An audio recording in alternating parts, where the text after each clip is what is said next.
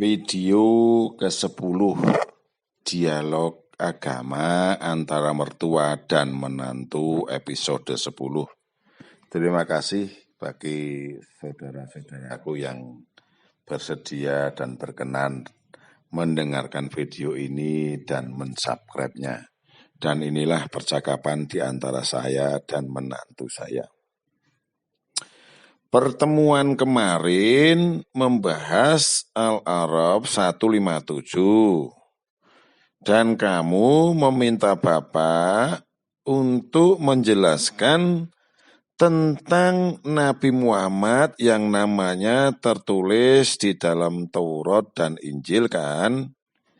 Iya Pak, karena tidak ada penjelasan tentang Nabi Muhammad di dalam Injil atau Alkitab menurut saya. Apakah kamu masih tetap meminta Bapak untuk menjelaskan tentang nama Nabi Muhammad di dalam Injil atau Alkitabmu itu? Iya, saya merasa sangat perlu, paling tidak untuk pengetahuan saya, Pak. Baik kalau itu yang kamu mau.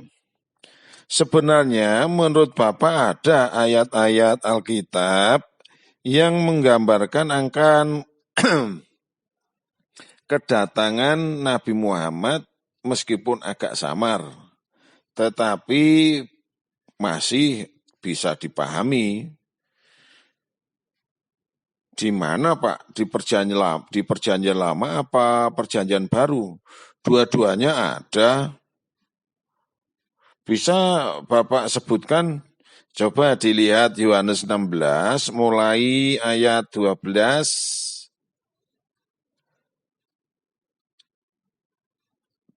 Dan jadi Bapak ulangi ya. Coba dilihat Yohanes 16 mulai ayat 12, ayat 7 sampai 8 dan ayat 13. Baik Pak. Ayat 12. Masih banyak hal yang harus kukatakan kepadamu, tetapi sekarang kamu belum dapat menanggungnya. Baca lagi yang Yohanes 16 ayat 7 sampai 8 itu. Ayat 7. Namun benar yang kukatakan ini kepadamu adalah lebih berguna bagi kamu jika aku pergi. Sebab jikalau aku tidak pergi, penghibur itu tidak akan datang kepadamu. Tetapi jikalau aku pergi, aku akan mengutus dia kepadamu. Ayat 8-nya Pak. Dan kalau ia datang, ia akan menginsafkan dunia akan dosa, kebenaran, dan penghakiman. Ayat Yohanes ayat 16, coba dilihat juga Yohanes ayat 16, Yohanes 16 ayat 13. Ayat 13. Tetapi apabila ia datang, yaitu roh kebenaran, ia akan memimpin kamu ke dalam seluruh kebenaran, sebab ia tidak akan berkata-kata dari dirinya sendiri, tetapi segala sesuatu yang didengarnya, itulah yang akan dikatakannya, dan ia akan memberitakan kepadamu hal-hal yang akan datang. Menurut kamu, siapa yang dimaksud dengan penghibur dalam ayat 7? Roh Kudus. Apa dasarnya kamu mengatakan itu Roh Kudus? Di ayat 13 dijelaskan apabila datang roh kebenaran yang menurut kami adalah Roh Kudus. Kalau Bapak menafsirkan bahwa yang dimaksud penghibur itu Nabi Muhammad, kamu terima enggak? Tentu saja tidak, Pak. Tentu saja tidak terima. Atas dasar apa Bapak menafsirkan demikian? Kita lihat Yohanes 16 ayat 8 dan 13 dalam bahasa Inggris. Kamu paham bahasa Inggris kan? Ya, saya paham. Baik, ini ayatnya Bapak bacakan ya. When he comes, he will prove that world to be in the wrong about sin and righteousness and judgment. Ayat 13-nya, but when he, the Spirit of truth, come, he will guide you into all the truth. He will not speak on his own. He will speak only what he hear. And he will tell you what is yet to come. He adalah kata ganti orang ketiga tunggal untuk laki-laki. Apakah di dalam ayat tersebut he sebagai pengganti sang penghibur? Iya benar Pak. Saya kira demikian. Lalu he di situ kenapa bisa diartikan Roh Kudus? Kalau Roh Kudus ya seharusnya it. Ada alasan yang lain, Pak? Coba tengok Yohanes 16 ayat 26. Pada hari itu kamu akan berdoa dalam namaku dan tidak aku katakan kepadamu bahwa aku meminta bagimu kepada Bapa. Semua doa ajaran Nabi Muhammad didahului dengan nama Allah yang Maha Pengasih lagi Maha Penyayang. Bismillahirrohmanirrohim. Cocok enggak?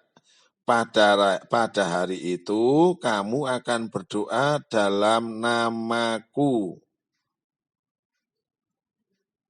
Kemudian kita lihat lagi. Matius 5 ayat 17. Janganlah kamu menyangka bahwa aku datang untuk meniadakan hukum Taurat atau kitab para nabi. Aku datang bukan untuk meniadakannya, melainkan untuk menggenapinya. Kita lihat Al-Quran As-Saff ayat 6. Dan ingatlah ketika Isa putra Maryam berkata, wahai Bani Israel, sesungguhnya aku utusan Allah kepadamu yang membenarkan kitab yang turun sebelumku yaitu Taurat. Cocok nggak dua ayat ini? Quran dan Bible. Kita lihat lagi. Yohanes 16 ayat 13.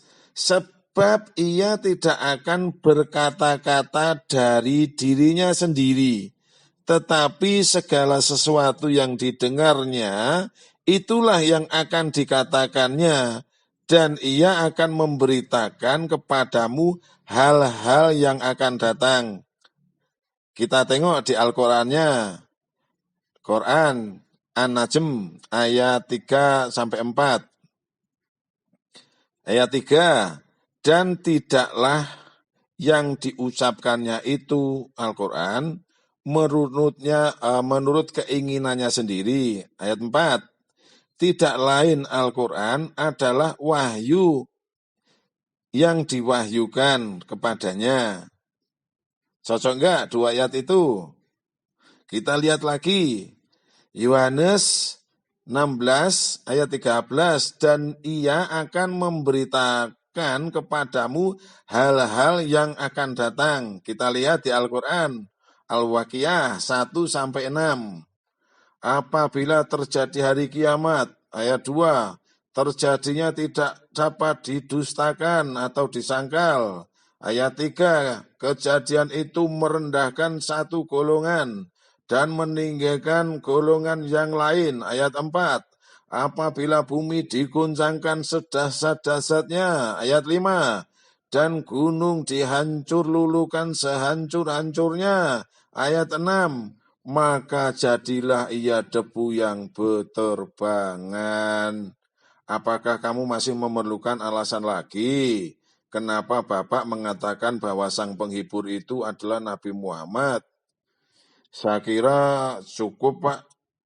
Kalau sang penghibur itu kamu artikan Roh Kudus, apakah Roh Kudus memenuhi kriteria-kriteria dari Yohanes 16 ayat 13? Dan ayat-ayat yang lain tentang kriteria dari sang penghibur. Coba jelaskan kepada Bapak. Saya harus mempelajari dulu, Pak. Apakah selama ini kamu belum mempelajari? Maksud saya baru menyadari kalau di Alkitab ada ayat-ayat seperti itu. Begitu ya. Kalau diperlukan Bapak bisa tunjukkan lebih banyak lagi. Baik yang di perjanjian baru maupun di perjanjian lama. Saya kira cukup, Pak. Pikiran saya mulai terbuka. Terbuka bagaimana maksudnya? Ya saya sudah mulai tidak fanatik lagi dengan agama saya. Begitu ya. Sebaiknya kita lanjutkan besok saja ya, Pak. Ya, kita lanjutkan besok saja, nggak apa-apa. Video ini akan bersambung ke video episode 11 dialog agama antara mertua dan menantu episode 11. Terima kasih.